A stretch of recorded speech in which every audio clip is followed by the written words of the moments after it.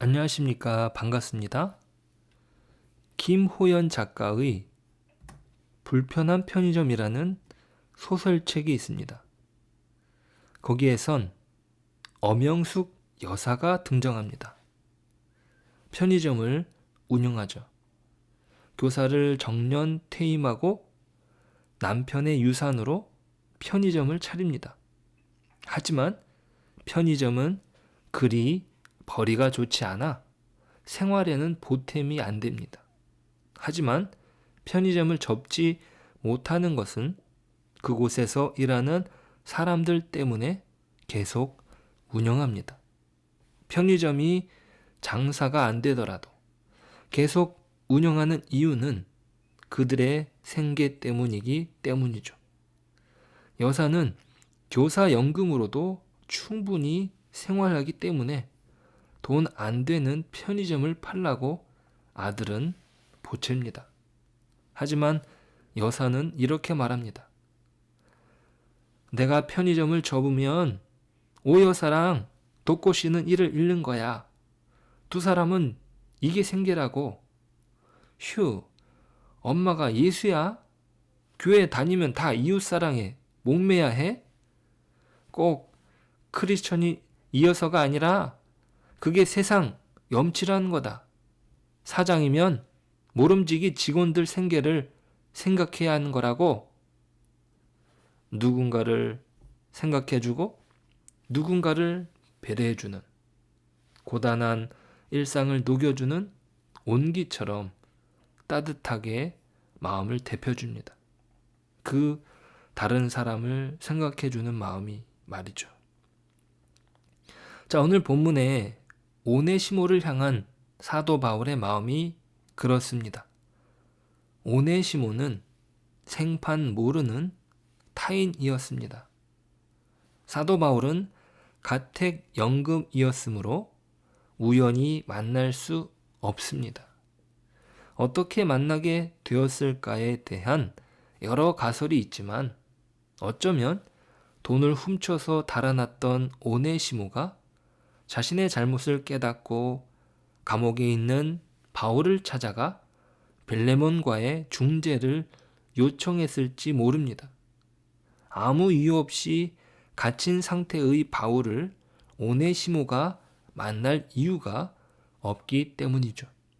어쨌든 오네시모와 바울 사이의 만남에서 오네시모는 회심하게 되었습니다. 그리스도 안에서 오네시모는 참된 자기 자신으로 회복된 것입니다. 사도 바울이 오네시모를 위한 요구는 무리가 있어 보입니다.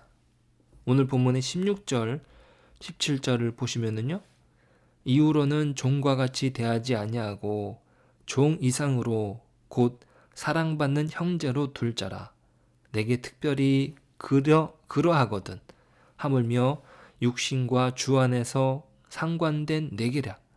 그러므로 내가 나를 동역자로 알진대 그를 영접하기를 내게 하듯 하고 그를 종과 같이 대하지 말고 종 이상으로 곧 사랑받는 형제로 그것은 자신이 그렇게 오네시모를 대하고 있고 무엇보다 자신을 동역자로 대하는 것처럼 그를 영접하기를 자신을 대하듯 하라고 합니다.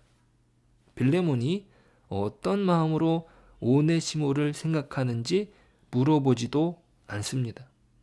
어떤 면에서 너무 일방적인 것 아닌가 그런 생각이 듭니다.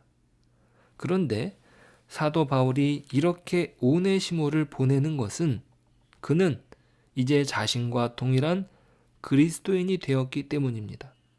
이것은 주인과 종의 관계를 관통하는 교회를 이루는 근간이 됩니다. 교회 공동체는 진정으로 그리스도 안에서 동등한 지체임을 기억하는 것입니다. 성찬을 행할 때에도 원래 한 떡에서 떼어 돌려가며 먹습니다. 그것은 그리스도 안에서 같은 한 몸이라는 의식이 반영되었기 때문이죠. 오늘날 교회가 조직화되다 보니 한 떡이 아니라 한 조각으로 이미 나눠진 것을 분배하게 되었지만 주대교회에서는 더욱 한 떡이라는 사실이 강조됩니다. 그것은 그리스도 안에서 한 몸이라는 사실을 강조하죠. 한 몸을 이루는데 그 이전의 종과 주인의 관계는 자연스럽게 허물어집니다. 왜냐하면 그리스도께서 교회의 주인이시기 때문입니다.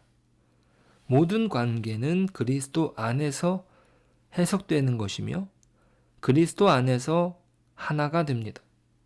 그것이 공동체를 이루는 유일한 근거가 됩니다. 오늘날 우리에게 있어서도 마찬가지죠. 가난한 사람, 부한 사람, 높은 사람, 낮은 사람, 남자와 여자, 어른과 아이, 진보와 보수, 외국인과 한국인, 누구든지 그리스도 안에서 하나입니다. 오늘 사도 바울이 당연하게 말하는 오네시모에 대한 태도는 그리스도 안에서 가능합니다. 막무가내식으로 밀어붙이는 것이 아니라 이미 사도 바울과 빌레몬 사이에 형성된 끈끈한 그리스도 안에서의 형제됨이 오네시모를 동등한 형제로 받아들이게 만듭니다. 그러면서 오네시모가 빌레몬에게 졌을 빚을 언급합니다. 이것은 그의 과거에 대하여 그저 덮어두자는 것이 아닙니다. 관계 개선에 있어서 문제가 될 만한 것을 사도 바울이 나서서 해결하겠다는 것입니다. 흔히 우리는 다 덮고 시작하자고 말하지만 그렇게 쉬운 문제가 아닙니다. 용서는 그저 강요하는 것이 아니라 문제가 되는 것들을 치워주어야 합니다. 사도 바울은 오네시모의 아버지가 되어서 그의 문제를 직접 해결하겠다는 의지를 내비칩니다. 자신의 친필로 자신이 갚겠다는 것입니다. 그러면서 빌레몬이 자신에게 영적으로 신세를 지고 있다는 사실을 언급합니다. 이것은 그 둘의 관계가 상당히 친밀한 관계임을 보여주죠. 단순히 빚을 갚으라는 것이 아니라 충분히 빌레몬이 제안을 받아들일 것이라는 믿음에서 그런 편지를 쓰는 것입니다.